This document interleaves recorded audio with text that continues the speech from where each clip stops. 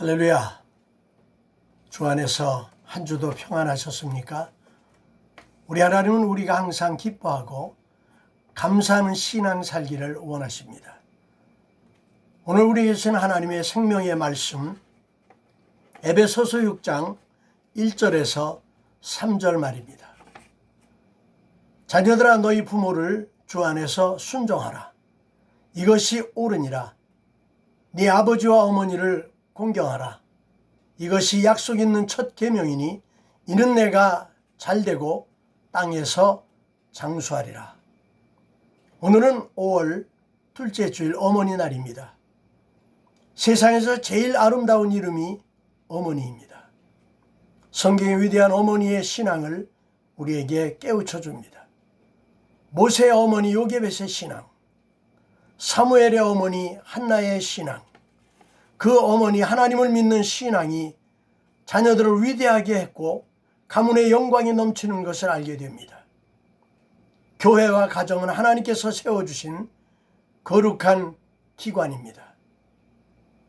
가정은 작은 교회요, 교회는 큰 가정입니다.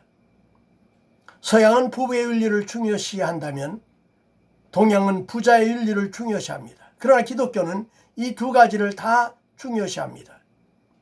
본문에 자녀들아 너희 부모를 주 안에서 순종하라. 이것이 옳으니라. 네 아버지와 어머니를 공경하라. 이것이 약속 있는 첫 계명이니 이는 내가 잘되고 땅에서 장수하리라. 자녀의 부모를 어떻게 섬겨야 될 것인가 자세의 원리를 말씀하고 있는 것입니다. 이 땅의 축복의 비결을 말씀하고 있는 것입니다. 첫째는 부모에게 순종하라는 겁니다. 둘째는 아버지와 어머니를 공경하라는 겁니다. 순종은 경청하라. 즉 부모의 뜻에 예속해서 항상 이해할 준비를 갖추라는 겁니다. 이것이 옳다는 겁니다. 율법적으로나 부자 관계에서 자녀란 이름에 합당한 그것이 바로 부모를 순종하는 것이 옳다고 하는 말씀이라는 겁니다. 부모의 효는 정당한 도리입니다.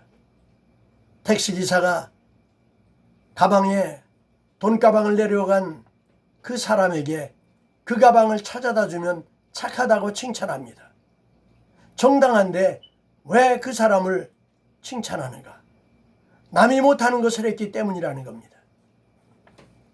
잠언서 1장 8절 9절에 보면 내 아들아 내 아비의 훈계를 들으며 내 어머니의 법을 떠나지 말라. 이는 내 머리에 아름다운 관이요 네 목에 금사슬이니라 말씀합니다. 관이라는 것은 지위를 말하고 금사슬이라는 것은 존귀를 말하는 겁니다. 부모의 훈계가 자녀가 잘되고 형통하라고. 부모는 인생의 선배요 순종하면 잘되고 출세한다는 겁니다. 신명기 27장을 보면 그 부모를 경홀히 여기는 자는 저주를 받을 것이요 모든 백성은 아멘할지어다. 부모에게 불효한 자는 저주를 받는다, 망한다. 그렇게 하면 아멘한다는 겁니다. 모든 사람이 옳다, 그렇다 한다는 것입니다. 며칠 전 뉴스에 보니까 중국에서 79세 된 어머니를 58세 된 아들이 산에다 가다가 파묻고 왔다는 겁니다. 친척이 경찰에 신고를 해서 경찰이 산에 가서 무덤을 파고 그 어머니를 건져냈는데 그때까지 살아있었고 병원에 와서 치료를 받고 일어나서 첫 마디가 우리 아들 벌 받는 거 아닙니까? 이것을 걱정했다고 하는 것을 보면서 우리는 그 아들을 뭐라고 하겠습니까? 한 부모가 10자녀를 키우지만 10자녀는 한 부모를 섬기지 못한다고 합니다. 예수님께서 십자가에서 양손과 양발에 대못이 박히고 가시 면류관을 쓰시고 십자가에서 옆구리에 창에 찔려서 물과 피를 다 쏟으신 우리 주님께서 옆에 있는 그 요한에게 내 어머니라고 하면서 어머니를 섬기도록 부탁한 것을 보면서 그 어려운 가운데서 부모에 대한 본분을, 도리를 하시는 우리 주님을 보면서 우리가 부모를 섬기는 일에 대해서 환경이나 처지를 가지고 어떤 핑계도 할 수 없다는 겁니다. 율법의 대표적인 10계명 돌판 2개에 하나님께서 직접 기록해서 모세에게 주었습니다. 그 첫 돌판에는 하나님을 향한 계명 4가지가 있고 두 번째 돌판에는 사람을 향한 계명이 6가지가 있습니다. 그 6가지 중에 첫 번째 계명이 네 부모를 공경하라는 적극적인 명령입니다. 나머지 5은 하지 말라는 겁니다. 살인하지 말라, 간음하지 말라, 도적질하지 말라, 내 이웃에 대하여 거짓 증거하지 말라, 내 이웃의 집을 탐내지 말라는 금령입니다. 짐승은 태어나서 1, 2년이면 어미를 떠나 자려봐야 살게 되지만 사람 짐승과는 달리 부모를 통해서 태어나고 교육과 양육을 받아 자랄 때까지 부모의 보호를 받아야 하는 것입니다. 그래서 부모의 은혜는 바다보다 깊고 하늘보다 높다는 것입니다. 자녀를 키워보기 전에는 나 혼자 큰 줄로 알았지만 자녀를 키워보니까 우리 부모가 나를 이렇게 키웠다는 것을 알게 됩니다. 미가서 7장 6절에 보면 형벌의 날에 아들이 아비를 멸시하며 딸이 어미를 대적하며 며느리가 시어미를 대적하며 사람의 원수가 곧 그 집안 식군이라 말합니다. 공자는 유교를 통해서 효를 행하는 것이 도의 근본이에요. 어버이를 섬기는 자는 윗사람에게 교만하지 않고 아랫사람을 어지럽게 하지 않고 동료끼리 다투지 않는다고 말했습니다. 맹자는 부자 유친, 효경에서 부모가 불의한 일을 했을 경우 자식은 그것에 대하여 계속적으로 간해야 하나 그래도 부모가 듣지 않으면 자식은 울면서라도 따라가야 한다고 말했습니다. 옳은 이야기 같지만 하나님 없는 불완전한 것입니다. 본문에 자녀들아 너희 부모를 주 안에서 순종하라고 했습니다. 자녀의 의무, 너희 부모를 주 안에서 순종하라는 겁니다. 주 안에서라는 의미가 무엇입니까? 모든 것보다 주님의 말씀을 먼저라는 겁니다. 창세기 2장을 보면 그 당시에는 하나님께서 땅에 비를 내리지 아니하셨고 안개만이 땅에서 올라와 온 지면을 적셨다고 기록되어 있습니다. 창세기 6장에 보면 사람의 죄악이 관영함과 하나님께서 그들을 보시고 한탄하셨다고 말하면서 하나님께서 노아에게 너는 잣나무로 너를 위하여 방주를 지으라 말씀하셨고 노아는 자기와 가족을 위한 방주를 만들고 비가 오지 않는 시대에 홍수가 난다고 커다란 방주를 만드는 노아와 그 가족을 보면서 사람들은 얼마나 놀리고 비웃었을까를 생각해 봅니다.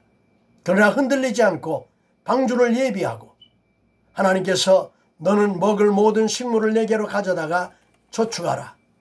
이것이 너와 그들의 식물이 되리라는 말씀대로 준행하고 홍수가 나기 7일 전에 방주에 들어가라는 하나님의 말씀을 따라 온 가족의 방주에 들어가고 문을 닫아 걸었습니다. 노아가 하나님께 주시는 말씀을 믿었고 말씀을 따라 순종하고 행하고 준비함으로 자기와 온 가족의 생명을 얻었고 홍수로 씻은 때묻지 아니한 땅을 유업으로 받는 또한 장수의 축복을 받게 되었던 것입니다. 디도서 1장 6절을 보면 장로는 불순종하는 일이나 믿는 일이 없는 자녀를 둔 자가 없어야 한다고 말하고 디모데서 3장 4절에는 감독은 자녀들로 모든 단정함으로 복종케 하는 자라야 할지라고 말했습니다. 헬라에서는 세 가지 덕목을 중요시했습니다. 첫째는 신들과, 둘째는 부모와, 셋째는 헬라법을 경유하라고 가르쳤습니다. 동양에서는 군사부일체, 임금과 선생과 부모는 같다라고 가르쳤습니다. 학교에서 선생님 말 잘 들으면 공부 잘하고, 교회에서 하나님 말씀에 순종하고, 목사님 말 잘 들으면 좋은 성도가 되고, 부모에게 순종하고 공경하면 잘 되고 장수한다는 말씀입니다. 많은 사람이 부모에게 잘하는 자녀를 보면 뭐라고 하겠습니까? 저 사람 잘 되겠구나, 복 받겠구나. 불의하는 자식을 보면 뭐라고 합니까? 저놈은 빌어먹겠구나, 망하겠구나라고 말합니다. 옛날에 충신을 구하려면 효자의 가문에서 구하라는 말이 있습니다. 부모에게 효도하는 자가 국가에 충성하고, 부모를 사랑할 때 하나님을 사랑할 수 있습니다. 하나님을 섬긴다 하면서 부모를 거역하는 자는 거짓말하는 자요, 불신자와 같다는 것입니다. 그럼 우리가 어떻게 하면 효도할까요? 본문에 부모를 주 안에서 순종하라, 이것이 옳으니라. 내 아버지와 어머니를 공경하라, 이것이 약속 있는 첫 계명이라고 말했습니다. 순종하는 것은 마땅하고 공경하는 것은 약속 있는 첫 계명이라고 말했습니다. 어떻게 하면 공경일까요? 부모의 마음을 기쁘게 하고 육신을 평안하게 해드려야 부족함이 없이 해드리라는 겁니다. 공경이라는 말 뜻에는 살해하라, 값을 지불하라는 겁니다. 부모는 자녀가 철들기를 기다려주지 않는다고 말합니다. 잘 해드리려고 하면 떠나시고 없다는 겁니다. 이 말은 있을 때에 잘하라는 겁니다. 제일 중요한 것은 예수 믿고 천국 가게 해드리는 겁니다. 브롱스에서 어떤 청년을 전도하러 갔을 때 그가 하는 말이, 우리 어머니가 돌아가시면 교회 가겠습니다.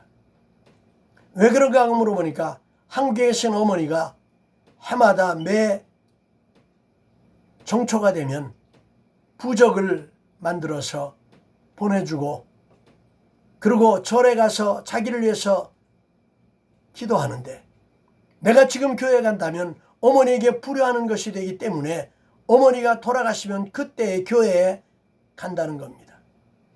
진정한 효도가 무엇이겠습니까? 진정한 효도는 부모님 예수 믿고 구원받아 영적 평안과 영원한 천국에 가도록 하는 것이 진정한 효도입니다. 이미 천국에 간 부모에게 효도하는 길은 내가 예수 잘 믿고 신앙생활 잘하는 것입니다. 예수님께서 부자와 거지 나사로에 대한 비유를 말씀하실 때에 호화로 연락하던 부자도 때가 이름에 죽었고, 상에서 떨어지는 부스러기를 먹던 거지도 죽었다는 겁니다. 그런데 눈을 떠보니 부자는 음부에서 불꽃 가운데서 고통하고, 눈을 들어보니 거지 나사로는 아브라함의 품에 있었다는 겁니다. 그래서 부자가 아버지 아브라함이여, 나사로를 보내사 그 손끝에 물 한 방울 찍어다가 내 설을 서늘하게 해주소서. 그때 하나님께서, 얘야, 너와 우리 사이에는 구렁이 있어서 갈 수도 없고 올 수도 없고, 너는 세상에서 안락을 누렸고 이는 그것에서 고난을 받았으니 이것에서 위로받는 것이 마땅하니라. 그때 부자가, 그럼 아버지 아브라함이여, 나사로를 내 집에 보내서 내 아버지 집에 우리 형제들을 위해서 보내주어서 이곳에 오지 않도록 증거해 주세요. 지옥에 간 영혼도, 음부에 있는 영혼도 그가 그 음부에서 고통당할 때 가족들이, 자녀들이, 형제들이 이곳에 오는 것을 원치 않는다는 겁니다. 그렇기 때문에 이 세상에서 알지 못할 때 했던 모든 것을 그곳에 가서 후회하면서 우리의 자녀, 우리의 형제들은 이곳에 오지 않도록 해달라는 간절한 소원이 거기에 있었다는 겁니다. 오늘 세상에서 축복받고 자녀가 잘되고 사업이 번창하고 건강하기를 원한다면 오늘 본문에 쓴 말씀대로 내 아버지와 어머니를 공경하라는 말씀을 행하고, 또 본문에 약속하신 네가 잘되고 땅에서 장수하리라는 이 말씀을 따라 하나님의 축복이 임하게 되는 것이 오늘 주신 생명의 말씀의 역사입니다. 그러므로 오늘 어머니 날을 통해서 어머니의 은혜를 생각하면서 우리의 삶 속에 생명의 말씀으로 다시 한번 새롭게 되어서 영혼이 잘되고 범사에 잘되고 형통한 삶이 되기를 주의 이름으로 축원합니다. 기도하겠습니다. 아버지 하나님, 오늘도 우리 하나님께서 우리를 어머니를 통해서, 부모님을 통해서 이 땅에 보내주셨고, 주님을 믿는 믿음 안에서 하나님을 섬기는 교회에 성도로 세워주셔서 오늘도 주의 날 하나님 앞에 예배할 수 있도록 인도해 주심을 진심으로 감사합니다. 시대가 어렵고 코로나 바이러스로 힘든 시기를 지나지만 우리가 하나님 앞에 예배할 수 있는 귀한 시간 주셔사오니 아버지 하나님 영광 받아주시고 우리에게 향하신 하나님의 뜻이 이루어질 수 있도록 우리의 삶을 새롭게 하여 주셔서 오늘도 부모에게 순종하고 아버지의 어머니를 공경할 수 있는 믿음의 역사를 이루어서 이 땅에서 잘되고 또 우리의 생명이 주님 안에서 건강할 수 있도록 축복하여 주시옵소서. 그래서 늘 주님 안에 항상 기뻐하는 신앙, 기도하는 신앙, 감격하는 삶으로 하나님의 영광이 우리의 삶 속에 넘쳐나게 도와 주시옵소서. 예수님의 이름으로 축복하며 기도하옵나이다. 아멘. 할렐루야. 승리하시기 바랍니다. 감사합니다.